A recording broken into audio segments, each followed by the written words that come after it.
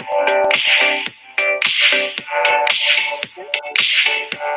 morning, everyone. Welcome to the Good Morning Show. I'm Candy Bryant. I'm with my guest, Nisi J. Hi. Thank you so much for tuning into the Good Morning Show. This is your place for faith in the morning, and we're happy that you're joining us. You're taking time out of your day. You could be doing a lot of other things, but I want to say thank you for coming here to this place, the place of faith in the morning. We're going to let some folks tune in, Nisi, and we're going to just do our two-step, our sitting two-step. Hey. Hey, you got it. And so, again, good morning, everyone. Please let me know where you are tuning in from. It is so nice to hear often that we have people from all over the East Coast. It's really an interesting thing as people spread the word and people are watching the show.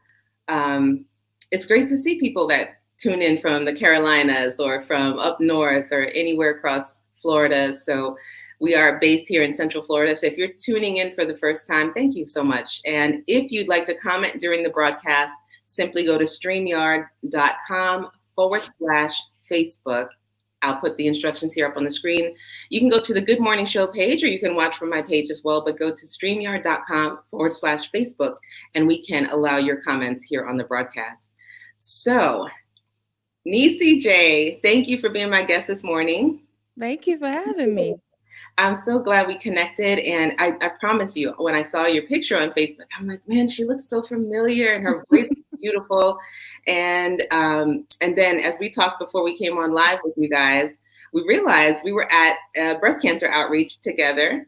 Shout out to Vanessa Eckel. She's always like, girl, it's too early in the morning. I won't be watching it. But hopefully she catches the replay. Mm-hmm. And Vanessa has the Compassionate Hands and Hearts breast cancer outreach. Mm-hmm. Thank you to the volunteers who do what you do. And I'm actually a volunteer as of this year, Nisi. Yes, awesome. So how's your morning going? You got up early to be here. Yes, I did. Yes, I did. My morning is going well. Good. But you look great. Like she was ready, y'all. She came mic set up. I had to be prepared because I didn't know. Yeah, right. So this is your first time on the show, and hopefully you can come back and share new projects and whatever you have going on. The Good Morning Show family likes to support. So whether it's purchasing a book and a CD, a download, whatever it is, that's what we do. We get behind our guests and to say thank you for taking the time to come on the show. So we always start this way. Nisi, would you help me say good morning? I'll have you read the names and say good morning to some folks if you can see the names. We've got some early risers. Good morning, Ronald. How you doing? Hey, Ronald. He's always first to tune in. I love that. Ronald, good morning.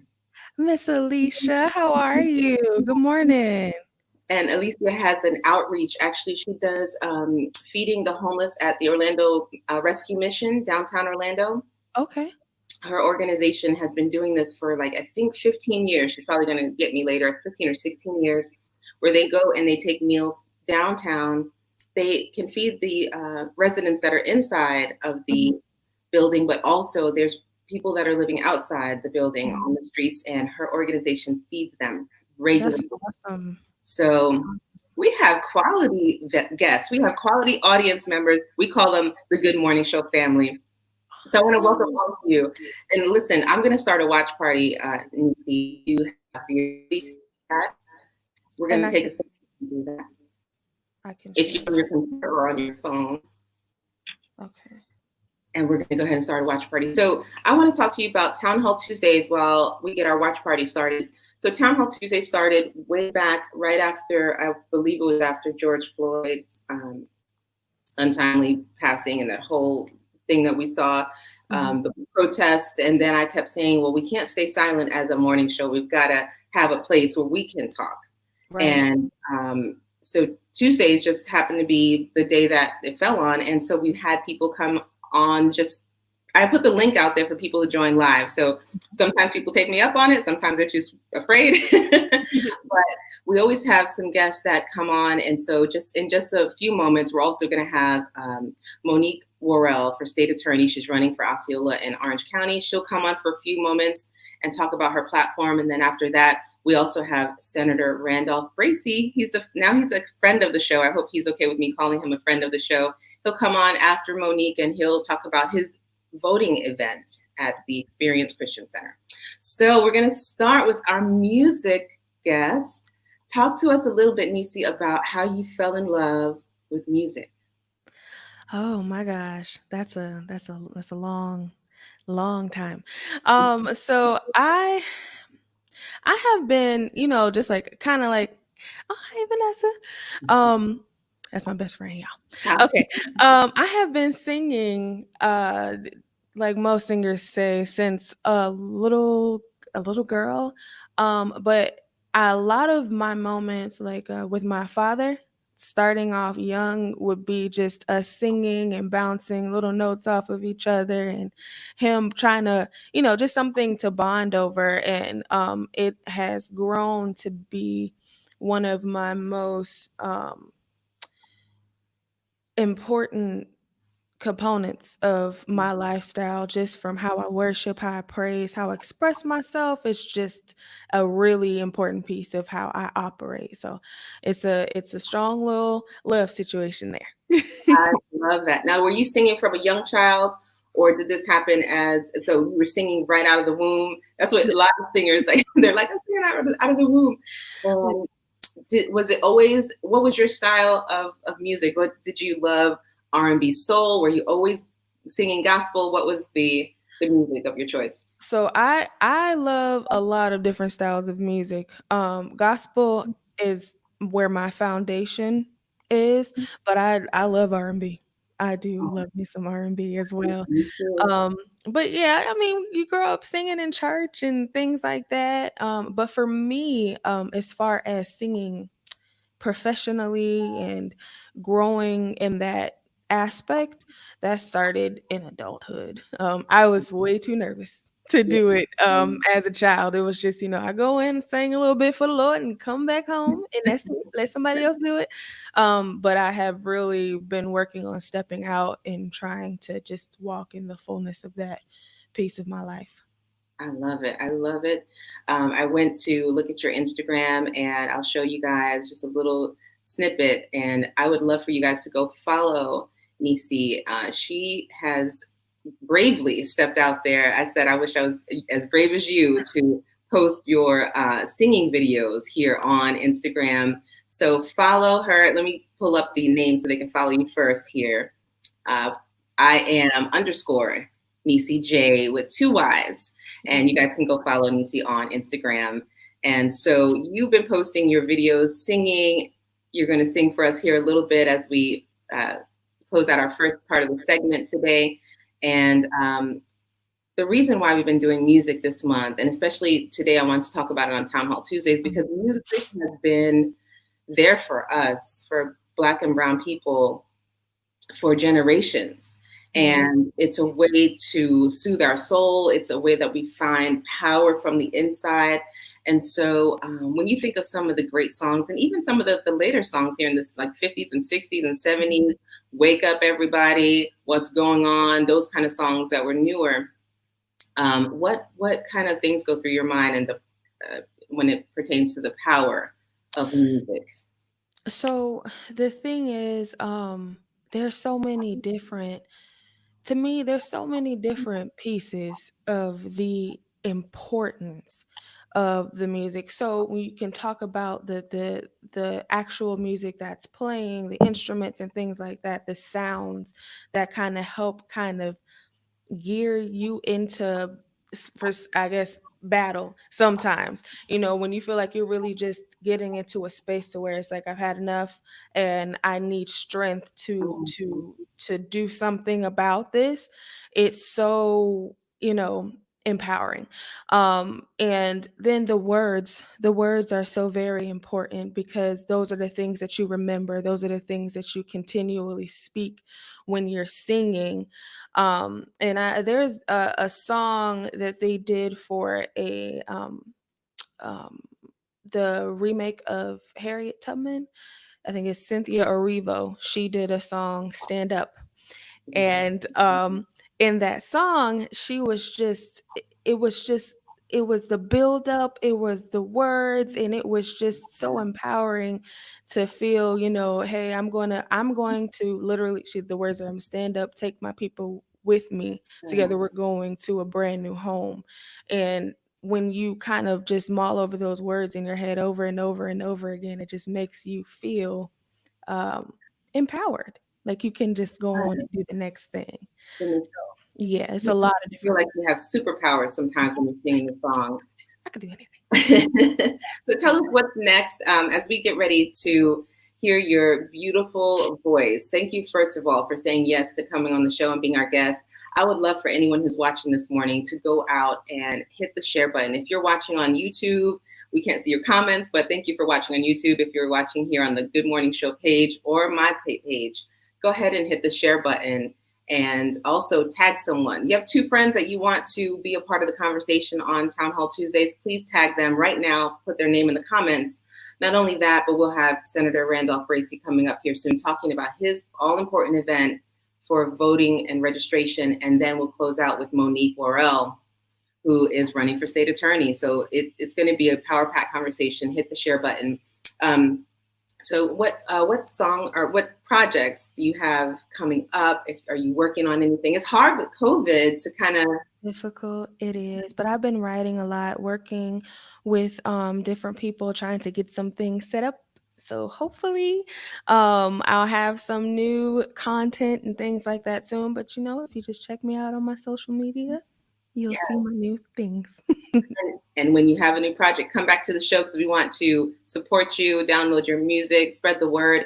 And certainly we want to be following her on Instagram and Facebook, because we connected on Facebook. So that's a great place to start too.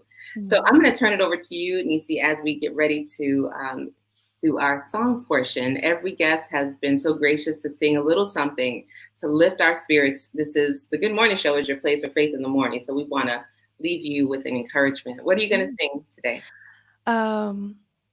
Oh gosh, the name of the song is escaping me right now, but everybody knows this song. But I just want to just preface that when you're speaking of freedom, especially for people of faith, the larger piece of freedom is, handing things over to God.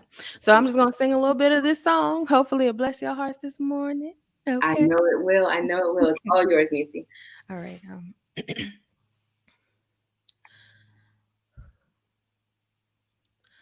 Lord, I will lift mine eyes to the hills,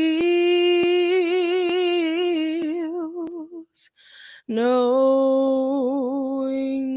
my help is coming.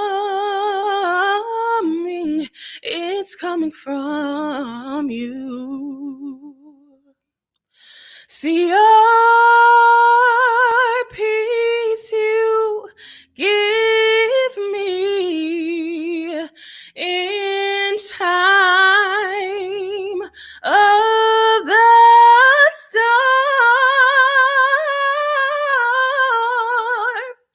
You are the source of my strength, and you are the strength of my life. See, I lift my hands in total praise to you. Thank you so much for having me, Candy. Woo!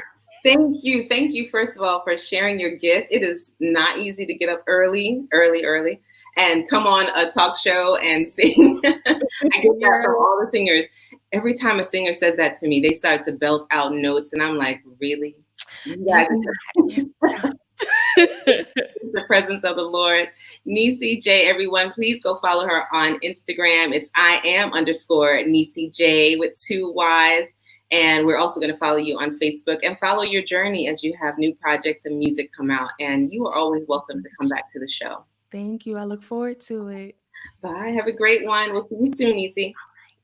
All right. So we have our Town Hall Tuesdays continuing, and I'm so grateful for local leaders that will come out and join the grassroots efforts and talk to people in different parts of our community like us here at the Good Morning Show. So Town Hall Tuesdays, as you know, is dedicated to having discussions about social change and being a part of the change. And so I want to bring my next guest. I think, wave at me, Senator Bracey, if you're ready. I think you're ready. He can hear me.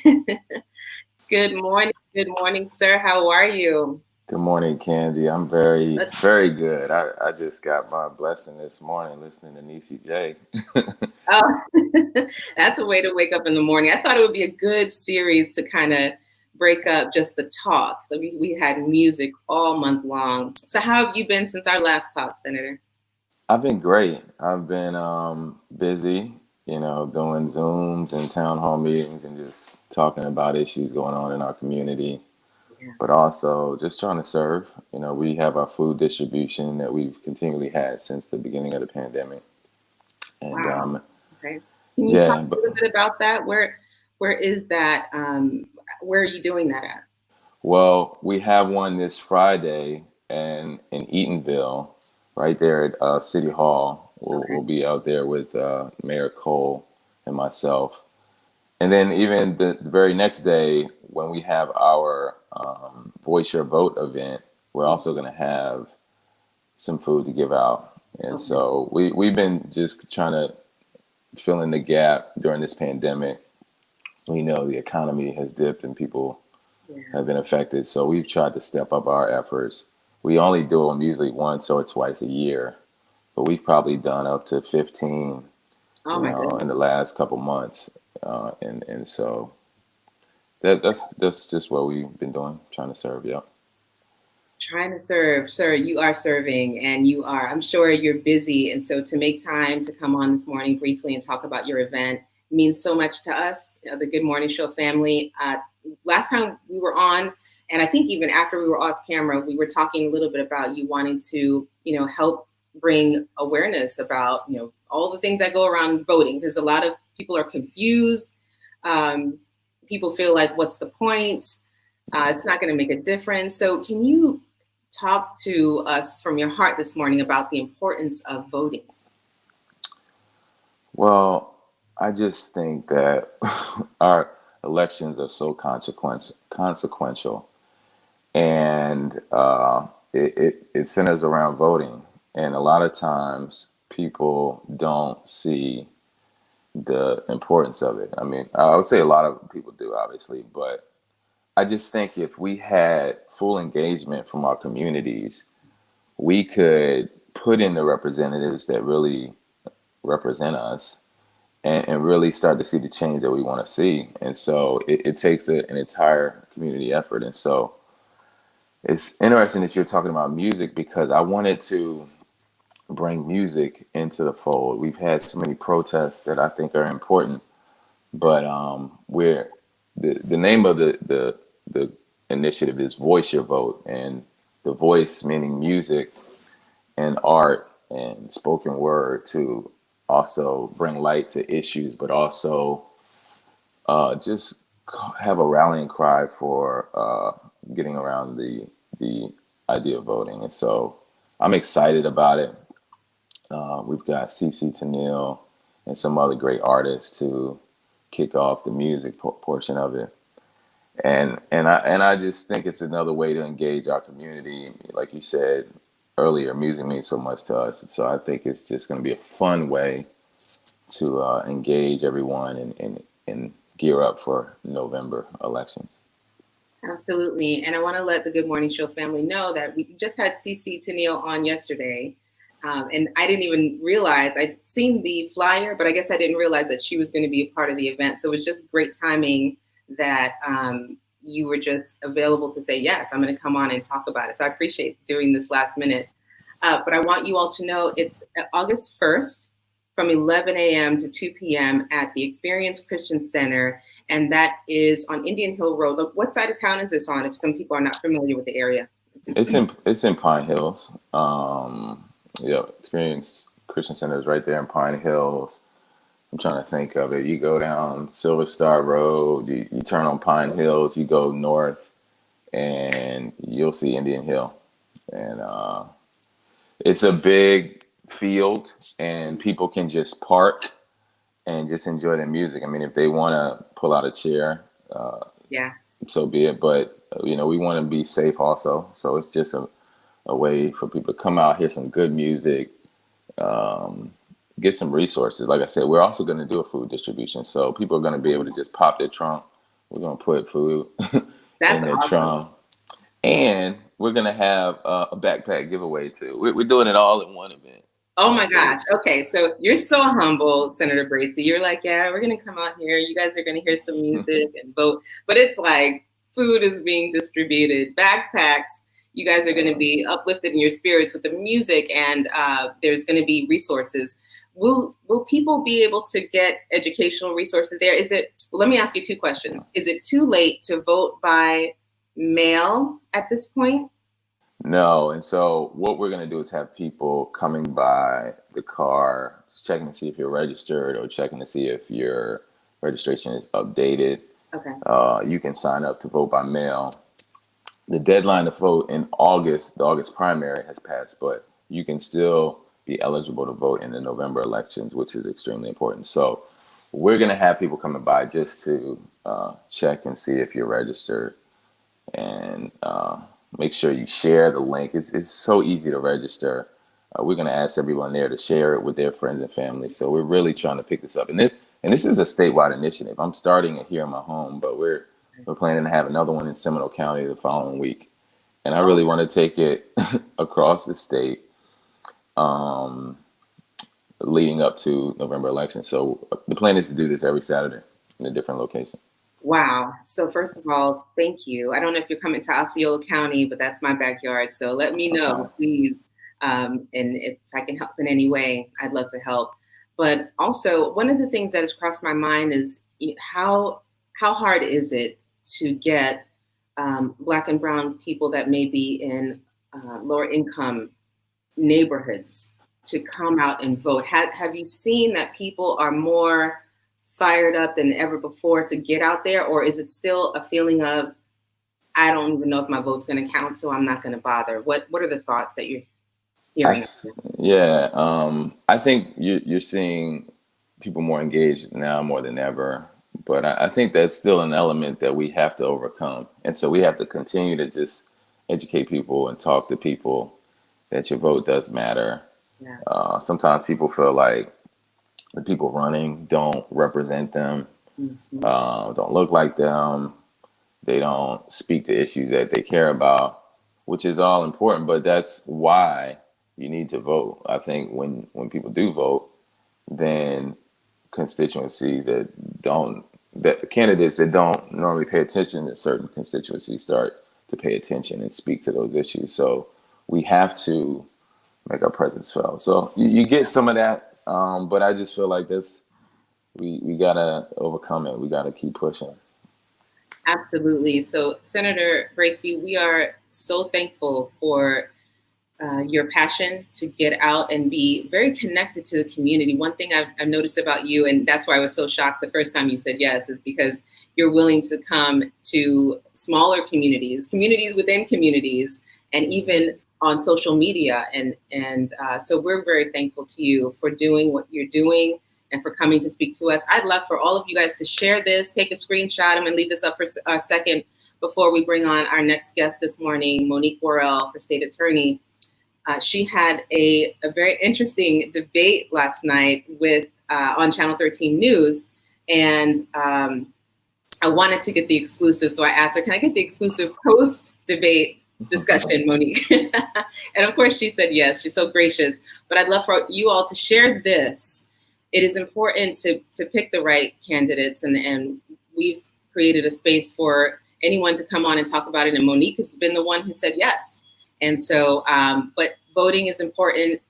Senator Bracey, we thank you for this event. Again, August 1st, 11 a.m. to 2 p.m. It's a drive-in voter registration rally, and they're kicking off this event, which will be one of many events. And this is in Orange County. And Senator, you said may possibly Seminole, and then you're going to move through the state. Yeah.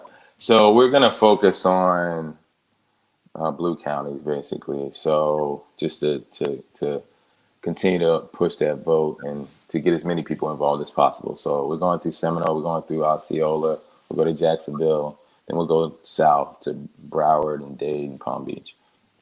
We'll count on the Good Morning Show family coming out to support once you make it down to Osceola County. I'm sure we'll be in touch, and I'm volunteering my help. So, Senator, thank you for being my guest today. Town Hall Tuesday, normally we have had groups of people talking and having discussion. I want to bring on Monique because she wanted to say good morning to you before you go. Okay. And I think she's here. Hey, Monique, can you hear us? Here. Good morning, Senator Bracey. Good morning, Monique. Very proud of you. Keep up the good work. Thank you so much, sir. I appreciate that. It is a fight. It is a struggle, but we will fight because it's worth it. Absolutely. We certainly will. And so we're going to continue to support all of your efforts. If you guys haven't watched the last interview that I did with Senator Bracey, we talked about the Ocoee massacre legislation. I'm sure there's other legislation that you'll be fighting for once you are done getting out there and rallying all of the communities. I'm sure there's going to be other things that you'll need our support on, and you have our support, Senator Bracey. I just want to say thank you so much for being here. And we got to go out, you guys. Go to the drive-in, bring your chairs, pop your trunks, get some food, get some backpacks, and learn all that you need to learn to be ready to vote and let your voice be heard. Thanks again, Candy. And we'll talk to you soon. All See right. you later, Monique. Bye, Senator. All right, bye-bye. All right. So, Good Morning Show family, we get the exclusive post debate update. Good morning. Good morning. Good morning. Thank you so much for having me, Candy. You are such a blessing. You provide me with such encouragement and uplifting. I'm so thankful for Niecy J this morning. That is one of my all-time favorite gospel songs. So just like Senator Bracey said, I needed that this morning. Yeah, it's so good. So I'm going to bring up some screenshots of, while you're talking, of my Facebook page, because I was very active on Facebook last night. And I will tell you, Monique, this is the reason why we have to have these discussions. I accidentally hit the remote and it flipped to channel 13. It wasn't by accident, I don't believe. Come on, Good Morning Show family. Nothing's by accident here. And Jordan looked up at the screen and she said, "Mommy, Monique." And I was thinking to myself, how busy have I gotten that I didn't even realize there's some important discussions coming up. Voter registration deadlines are passing. And so I would love for you to touch on those as well, Monique. But talk to us about how did this come about? Did they just Channel 13 always do this kind of debate? I don't know. I can tell you that it's never been done for a state attorney debate before. I feel like we are being vetted more heavily than presidential candidates. I think last night's debate made 8 or 9 since I've been in the race. So we are doing a lot of debating. And I think for us, it's probably like, okay, another debate where they're going to ask us the same questions. Yeah. But for voters, I know each time there's another debate, there's someone who's never heard us speak before who's watching. So for that reason, I make every effort to make every single forum that's taking place, because I need for people to understand what's at risk and what's available to them. A lot of people don't pay attention to the state attorney race, historically speaking, because they don't know how it impacts their lives. Correct. But there's no greater time than now for people to recognize that the things that you're out protesting, the murder of Ahmaud Arbery, and you said death earlier of George Floyd, we have to call it what it was. It wasn't a death. He was murdered. You know, the murder of Breonna Taylor, these things are impacted by who's the state attorney. Not that necessarily the state attorney can prevent them from happening, but we weren't just protesting because the situations happened. We were protesting because of how they were handled after they happened. And what I need people to understand is that the state attorney plays a direct role in determining what happens next after someone senselessly takes a life. So I've been out here trying to get the word out, and I thank you for everything that you've done to assist me in doing so. Well, I want to start, and I know you've got a little bit of time here, because you said something and it triggered a thought that people don't understand. Why should I care who the state attorney is, right? So I want to actually go back to that. We have some comments here too. Yes, this happens at the local level. Thank you, Sandra. She's a part of our morning show as well here. Thank you for tuning in. So before we get into kind of some of the in-depth discussion this morning, I'm going to ask the Good Morning Show family, first hit the share button. When we're talking, and we have the opportunity to talk to candidates who are really living what they're talking about. I love the fact that Monique kept saying, I've been doing this for my whole career. She had to keep stressing that because other people are jumping on bandwagons that this wasn't what their platform ever was about, but now it is, because it's what everyone's talking about. It's popular. Yeah. So I want you guys to hit the share button or start a watch party if you can, but most of all, tag someone to come and watch this. So I would like to get into, why does voting for a state attorney matter to me and to the people watching this morning? Right. So as I mentioned earlier, the state attorney decides what charges to pursue, who to pursue charges against, and then when a conviction is obtained, what sentence to pursue. And that is important in the scheme of what happened in the 3 cases of George Floyd, Ahmaud Arbery, and Breonna Taylor, because after those murders were committed, it was the state attorney who was supposed to come in and say that charges should be filed. Yes, law enforcement should have made arrests, but when they didn't, the state attorney could have filed warrants for the arrest of the murderers in those situations, and they did not. And then with the George Floyd case, because that was kind of on video for us all to see, there was pressure, so charges were filed, but the appropriate charges were not filed initially because the state attorney chose not to do that.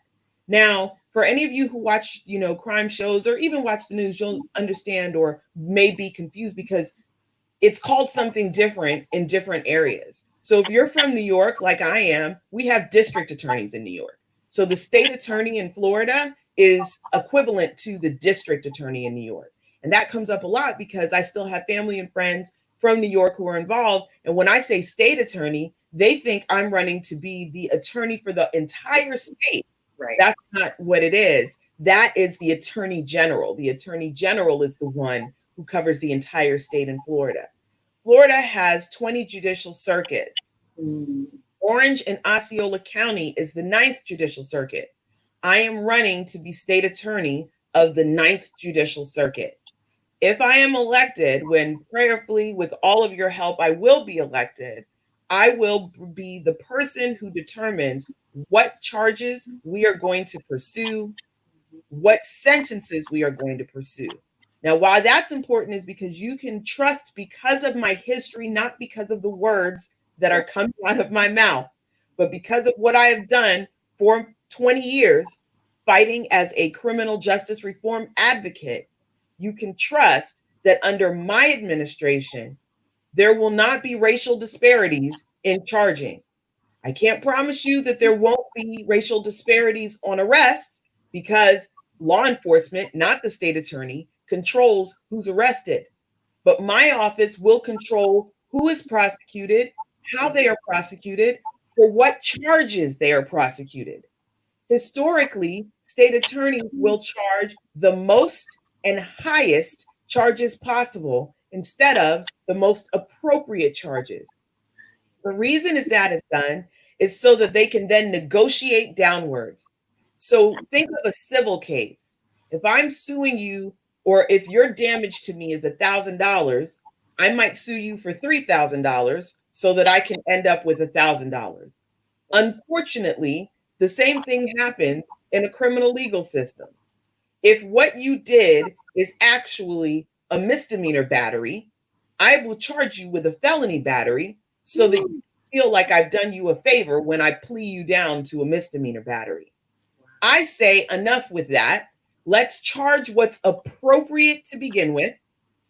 Let's charge the case that's going to give us the most appropriate outcome.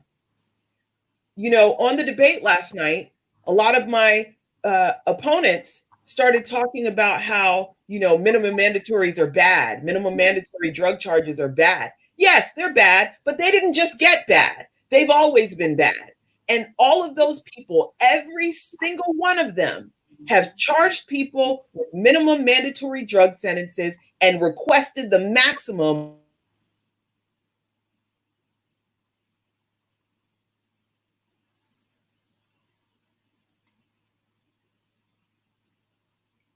Oh, I think we just might have under those sentences. People are saying, don't just listen to what people are saying when they want your vote. Look at what they've done throughout their history, and then you will have a better understanding of what you can expect from them to do when they actually get the seat. Here's something that's really important, and it's a timeline that I worked out. On May 5th, the video of Ahmaud Arbery surfaced. On May 6th, I then did a video admonishing and addressing it. On May 25th, George Floyd was murdered. On May 27th, I did a video admonishing and addressing it. On May 28th, we had our first debate. It wasn't until June 1st that any of my opponents said anything about the murders that happened in our community. You have to watch what's happening. You can't just listen to what people are saying, because they're going to tell you whatever they think they need to tell you in order to be elected. Yeah. This is too important to miss, because as a community, we are the ones who suffer when we put the wrong person at the helm of our ship. That's right. It's absolutely right. So last night I learned so much. I just wish I hadn't stumbled on it. I wish I had been ready and prepared, like right when they were coming on with the broadcast. I wish I had been aware and educated that this was going to happen, so that I could have informed other people to watch. But it's okay. We captured some of the video, we posted it, and I was more educated about what happens in the office of the state attorney than ever before. In a simple, 1-hour debate, I wanted to put up this question because I've always been taught in corporate America, even as a corporate trainer, that we have to communicate 7 times, 7 different ways. So I want to have Monique back on, because someone will be watching this or share this, and someone will watch it days from now. Our videos get hundreds and close to 1,000 views, and someone will hear something they didn't know before. So even though we started out the broadcast saying that Monique is running for Orange and Osceola, I know some of you are catching this a little later. So her question, Monique, is, can you run for Orange County too? And the answer is yes. And thank you for bringing that question. Yes, I can and am running for state attorney in Orange and Osceola County. Sometimes circuits are just for a county, right? But in our case, the 9th Circuit is Orange and Osceola County. So it's one circuit that covers both counties. So if you vote for me, Vanessa, I will be the state attorney for Orange as well as Osceola County. Yep. And so a great question. Thank you, Vanessa, for tuning in. And so I am just, I got chills when you were talking, because now more than ever before, we are all becoming acutely aware of how important the state attorney office is. And most of us didn't realize that, even as many of us were supporting Aramis when she was running. And that was a historical moment for Orange County and Osceola County. And most of us still didn't realize what even she had to do in her position. So thank you for educating us this morning on what it is that you do, which kind of makes me feel sad at the same time, Monique, that we don't know and that people don't know. I know also this is a hot button. Can you please reiterate what can we do to vote? Can we change our party affiliations? Is it too late? Any deadlines and dates? I'm going to actually try to type them as you're talking so I can show them on the screen. So it's too late to register to vote for the August 18th primary, which is the primary that I'm running in. However, it's not too late to register to vote for the general election. And I will look up really quickly to tell you what the voters registration deadline is for the general election. And the 18th is, if you're registered, you can vote. And let me just put this first date up here. So on August 18th. Yes. So August 18th is the primary election. November 3rd is the general election. So July 20th was the registration deadline for the primary. October 5th is the registration deadline for the general. So if you're already registered, which a lot of people are, even if they don't vote all the time, they're registered. Right. Please vote on August 18th and vote for me. If you're not registered, if you missed that deadline, then that's okay. Get registered to vote by October 5th so that you can vote in the general. Now, if I win the primary, I will still be in the general because we have a non-party affiliate candidate who's already registered and is running in the general. So whoever wins this Democratic primary will be going against the non-party affiliate in the general election. So that's what my next question was going to be for viewers, because I believe there's some folks just like me that are still just now learning about all of this, and that's okay. We need to learn about it. The primary is going to be getting it down to the candidate, it should be who's going to win in the Democratic Party or who's going to win in the Republican Party, but there's no one on the Republican side running. Right. So we need to remember there are three parties. There's Democrats, there's Republicans, and then there's no party affiliate, or what's known as independents. So there is no Republican in this race this cycle. There are 4 Democrats and there is 1 non-party affiliate. The non-party affiliate will run against the winner of the Democratic primary in the general. The general will be from August 19th till November 3rd. Now that it's crystal clear. So if you didn't get a chance to register, you can still register and vote in the general. That's on November 3rd. That's right. For those of you who are saying, oh, it's too late, I keep hearing, I turned on, when I was watching the news, I heard a reporter say, it's too late to get mail-in ballots. And sometimes when you hear something on the news, it can be taken way out of context, or they don't give you any additional instruction, right? So you could just have very well sat there and said, okay, well, I missed this election, which whoever wins, but there is still an opportunity. So mail in, if I'm registered and I'm ready to vote, can I still do mail in, or is it too late? I don't think it's too late to do mail in. Let's see here. Another thing is that you can get all this information on the Division of Elections homepage. Okay. But let me tell you right now, and it's really important for us to go to those websites for the Good Morning Show family watching, because I went through and I started scrolling through. When you find it, Monique, let us know.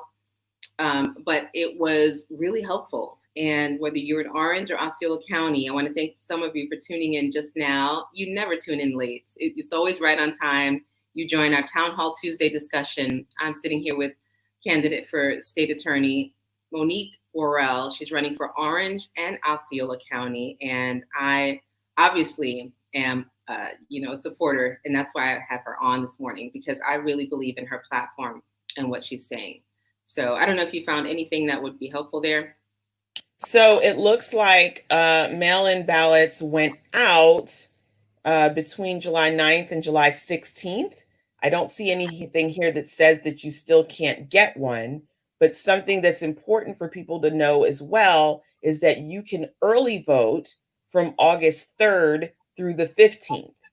Okay. So if you don't want to go to the poll on election day, which is August 18th, you can find an early voting location. I know in Orange County, you can go to any early voting location and you can cast your vote. And in light of Corona and, you know, people trying to avoid crowds, I always early vote because I don't want to stand on line on election day, and I don't want anything to happen on election day that could stop me from being able to be counted in an election. So I always early vote. So there's the early voting period between August 3rd and 15th.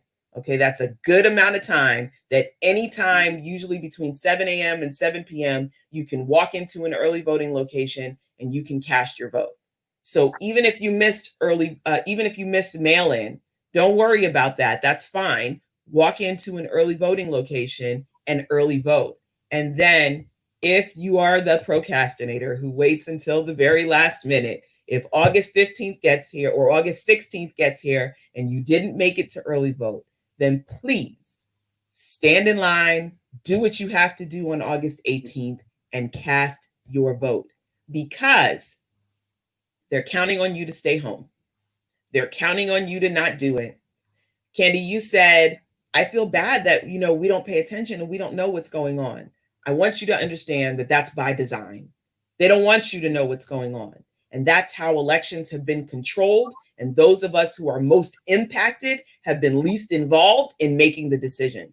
So this is a call, because when you know better, you do better. Okay? When you know better, you do better. So we have to tell everyone that we know, tell your family, tell your friends, that in order for us to control our own destiny and the destiny of our children, we have to get involved in the system and we have to overthrow the establishment that has run things in a way that is only beneficial to some and not all. Absolutely. More than ever before, many of the Good Morning Show viewers, and myself included, have been saying we've learned more about systemic racism and systems. You think about, it's a heavy topic when you think about systems that were created to keep us uneducated, non-empowered, to keep us from even learning the simple things about voting and the power of that. It's really tragic. And so for us to even get this little bit of knowledge, Monique, from you this morning, it means everything. How many years does the state attorney stay in office? 4. That's a long time. So I'll be back talking to you again in 2024. But yes, the state attorney is seated for 4 years, and then you have an opportunity to vote for them again if you like what they've done, or vote them out. But what's important is that I want people to understand, prior to our last 2 elections, right, we elected Aramis Ayala in 2016, and we elected Jeff Ashton in 2012. Yeah. Prior to those 2 elections, there was one man by the name of Lawson Lamar who sat in that seat for more than 20 years. Oh my gosh. We allowed that to happen. And it wasn't because he was great. It was just because either no one ran against him, or when they did, no one voted him out because we knew his name. Yeah. But did you know what he stood for? Did you know that mass incarceration was perpetuated under his administration? Wow. Did you know that when someone did run against him and they talked about his low conviction rates, how he said with pride that they send more people to prison in Orange County than they do in any other county in the state? Oh my God. So we are complicit. Yeah. In the things that happen if we are not active and aware and participatory in these elections. We are complicit. I'm out here fighting against mass incarceration, but we all allowed mass incarceration to be perpetuated in our counties for decades. Yeah. And if we don't get out and vote to change it, it's going to continue. Because I'll tell you right now, the 3 people who I'm running against, and I hope if nothing else was clear from last night's debate, that this was clear, they are a part of the system. They are a part of the status quo. They are a part of the establishment. And the things that they are saying about wanting to change is only because it's a hot topic. It's not because it's who they are or it's what they care about? I was watching, and even as someone who's very uneducated, very new to just learning about politics or learning about the importance of the office of the state attorney, I have sat there and I could hear that not one of them had formulated any plan around reform.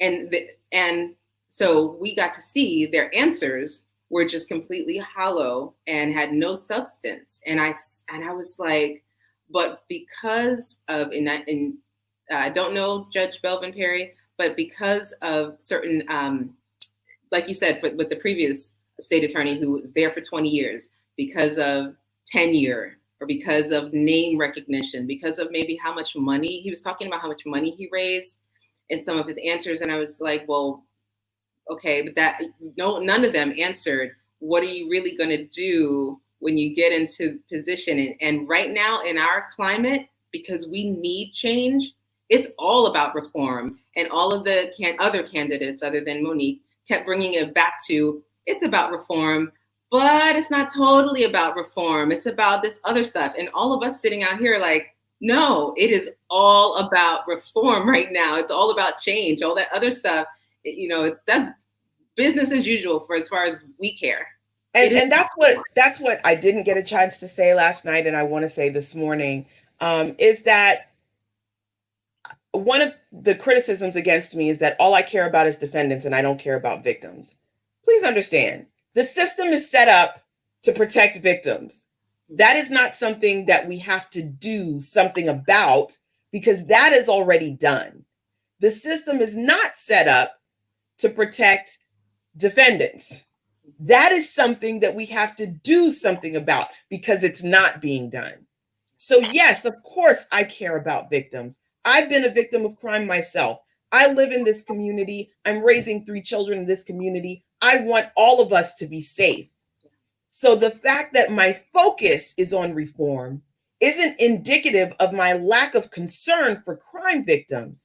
It is indicative of a need that we have that needs to be fixed. And that's what my focus is on, fixing that. That's not taking away from advocating for victims. It's adding to something that we've neglected for decades and that needs to be done at this point in time. Absolutely. I see people, we got a little bit of feedback. I got people on Facebook that are commenting, very informative. Thank you, Candy and Monique. What does the first week in office look like, Monique? Is from Lamont Gwynn here on Facebook. Thank you, guys. If you're commenting on Facebook, I'm going to move my mic a little bit. Then if you can possibly go to streamyard.com/Facebook, I'll see your comments on the screen. But Lamont says, what does the first week in office look like? Yeah, well, I know the current state attorney, so I think that I will have a smooth transition that will likely begin before my first week in office. And for that, I'm grateful. I know that she did not have the benefit of that type of transition. Mm-hmm. So for me, first week in office is just enacting all of the, plans and policies that I've made prior to my first week in office. By then, I imagine that I will already have a management team ready and put together and ready to go. I will have already interviewed the people that I need to interview for the positions that I'd like them to be in. And then we begin the very hard work of changing the culture of prosecution, because the culture of prosecution is to incarcerate first and ask questions later. And we need to change that culture to understanding that in order to build a stronger, safer community, we have to work on restoration, on rehabilitation, and on treatment, not incarceration. Yes, there are dangerous people who will have to go to prison. Please don't hear me wrong, because the last thing I want is for when people go to prison, people come back and say, Monique, you said you weren't going to send anyone to prison. That is not what I said. Right. There are dangerous people who are a threat to our physical safety who will go to prison. But there are so far many others who are only a danger to themselves because they are suffering with addiction. They are suffering with mental illness. They are suffering from homelessness and poverty. And that instead of incarcerating them, We are going to show humanity. We're going to treat people with dignity. We're going to connect people with resources that will change their lives so that they can no longer be involved in the criminal legal system, right, but that they can go forward and become productive members of our society. That is my focus. That is my plan. And that's what I will begin doing in my first week in office. Monique, as we wrap up our discussion, I'm reminded of one piece of the debate, which was about reform with our police. And the reason, and when you said that people think that you're not for victims, you're only for defendants, I had this mental picture of people thinking that every defendant is already guilty, right? Because they've been charged with something. And it's heartbreaking to know that it's disproportionate. It's predominantly Black men. And that's why this is so important. And that's why we're fighting that, when George died and we saw the police brutality, the police reacting and not handling Breonna Taylor's situation right, and we saw all of this going on, it goes back to a system of the way things have always been done. And I believe Monique is here to make a change. I would love for you to touch on reform with our police departments as we close. I could talk about this with you all day, Candy. I know. So reform with the police department is needed, and I need people to hear me and understand what I'm saying. Many police officers like me joined this profession because they want to protect and serve their communities. However, we must recognize that there are others who did not join for that reason. There are others who joined for reasons of racism, because they are bullies, because they want to hurt people. And those people make it very difficult for those who joined for noble reasons. So we do the entire profession as well as the system a disservice when we allow those individuals to continue to police our streets and conduct or inflict violence upon our communities with impunity. So I pledge to do something about it, because for far too long we've done nothing about it. Someone shared a video with me about a week ago about an officer who received Officer of the Year in Orlando Police Department. But the Orlando Police Department paid out in one case thousands of dollars because of his brutality and inappropriate conduct. He's had multiple complaints of violence on the community, but yet they awarded him Officer of the Year. The problem with that is that when you award an officer like that, Officer of the Year, you speak to the community that their complaints don't matter. You speak to the community that the violence against them isn't taken seriously. And you speak to other officers that not only is this behavior acceptable, but it is also aspirational. And that is the problem with police culture. And it has to change. In a 5-year period, we paid $3.5 million out in excessive force claims. Orlando Police Department, I believe, ranks 3rd or 4th in the nation for police brutality. That's right here. Are you serious? I kid you not. And 55% of those claims involved Black men.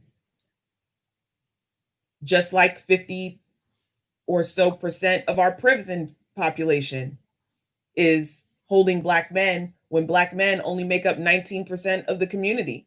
Ooh. So we have to really open our eyes and see what's happening around us, and we have to make change. I need everyone under the sound of my voice to understand, I'm not doing this because I have political aspirations. I am not doing this because I want to be in office. I am very close friends with the current state attorney, and I understand that this job is hard, and it is thankless, and it's dangerous, quite frankly. But I am doing this because I have spent my entire life fighting for something that cannot be obtained on the side of the defense. I've spent my entire career trying to fight against a system that cannot be won from the defense.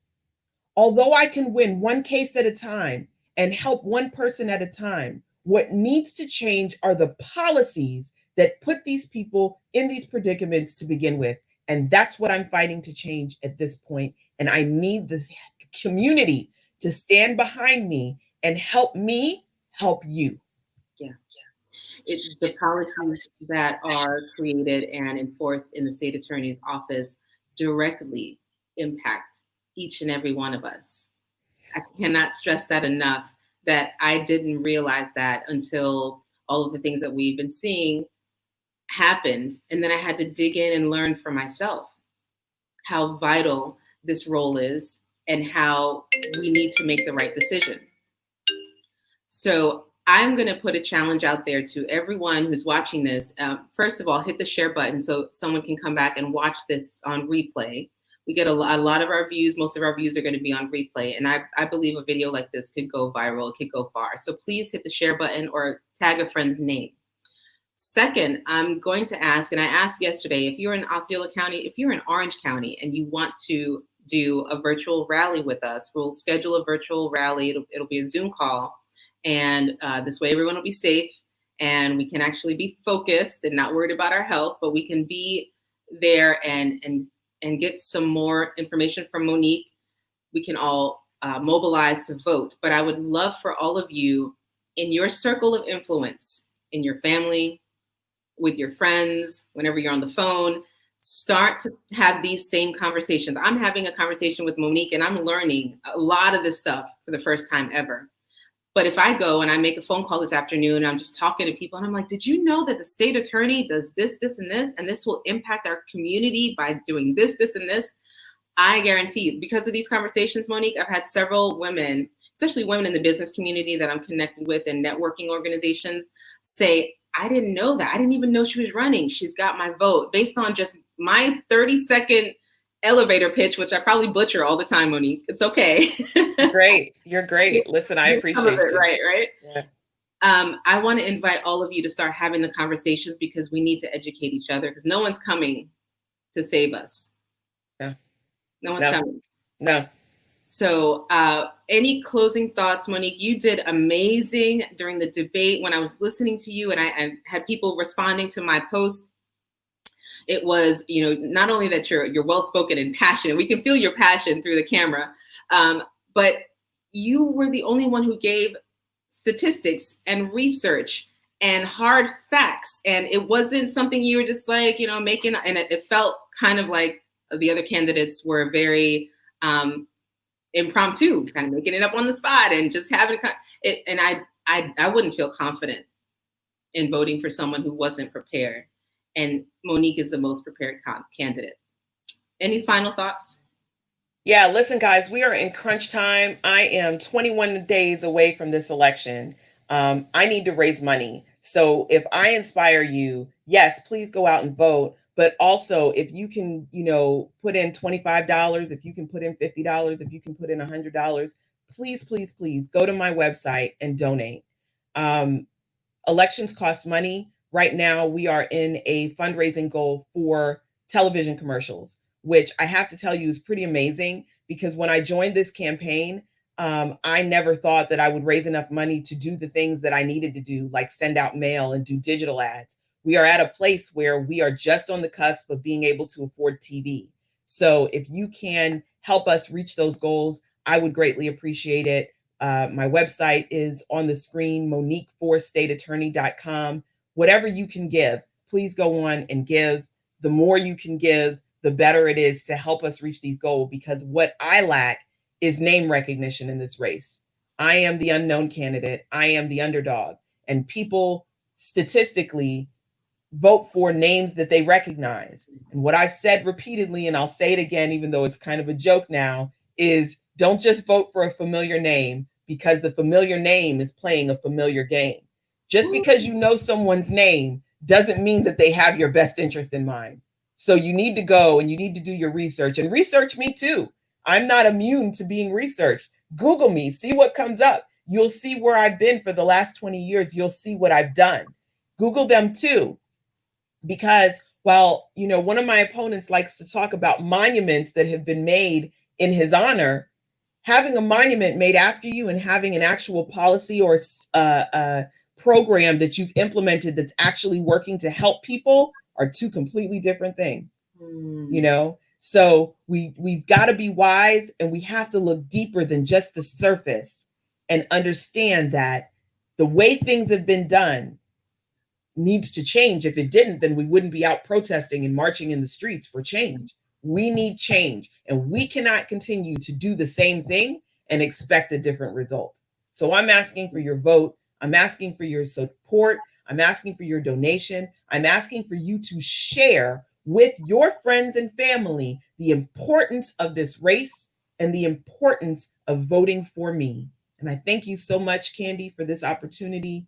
And I thank you to all of you who got up early to come and listen to me speak. And thank you for doing this, because as you heard Monique earlier, she's got a family. This is a juggling act of extraordinary proportions.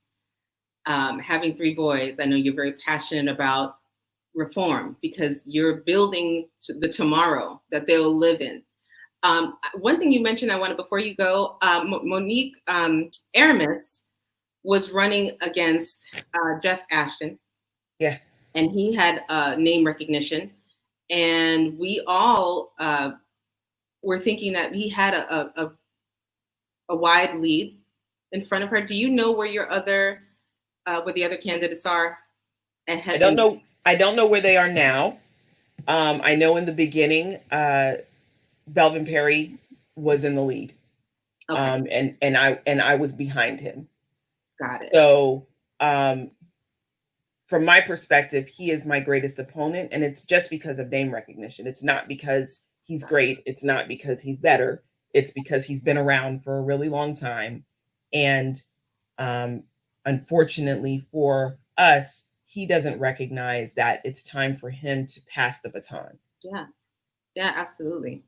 And so the reason why I brought up Aramis's run was because she would have been considered the underdog as well. Yes. I don't know if she had much name recognition. No. But she won. She did. That's right. She did win. She had a lot of money come in and help her win. So that's why I need people to understand that winning does take money. And it's unfortunate that our system is set up that way. And winning does take money. And let me tell you why.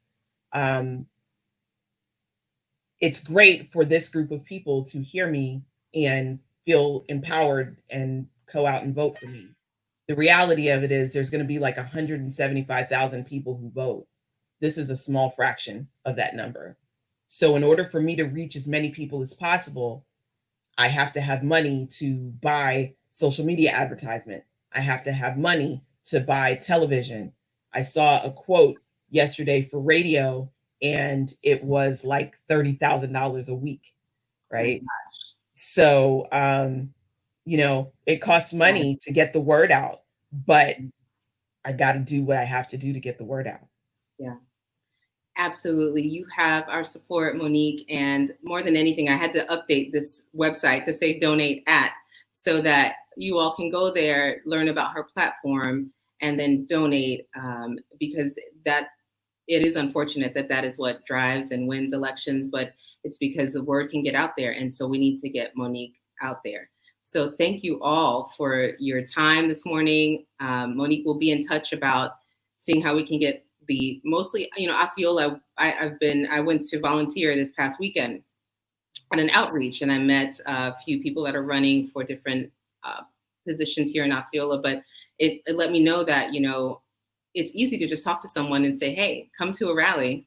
And, that's what they were doing to me. They were like, hey, I'm doing this event. Come check me out. And they were talking to me about their platform. And I thought, well, we can do this. We can do this for Monique, and we can spread the word, and we can do it virtually. So we'll be in touch. Monique Worrell for State Attorney. You guys donate at Monique for State Attorney. And we will hopefully be talking to you again before the election, right? That's right.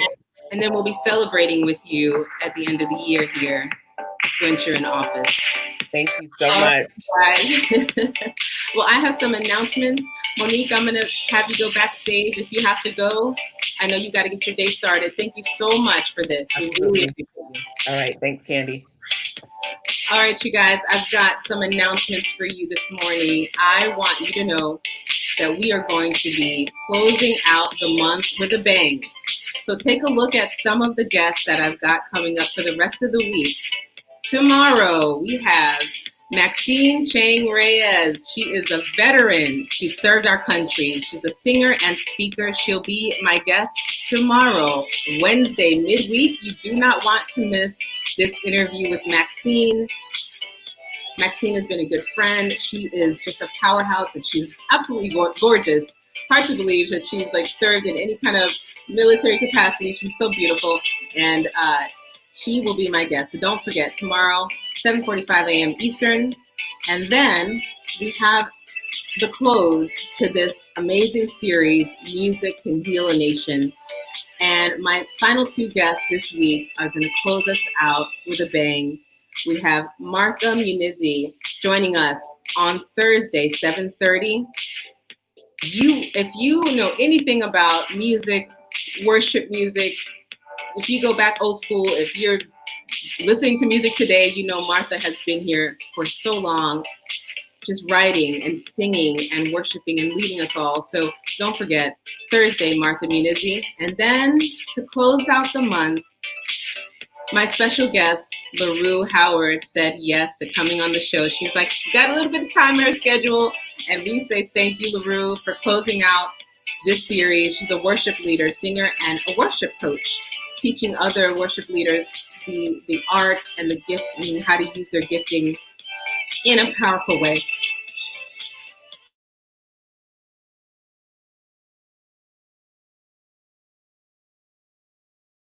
So join us for the rest of the week on the Good Morning Show. This is your place for Faith in the Morning. Until tomorrow, we'll see you guys. Have a great day.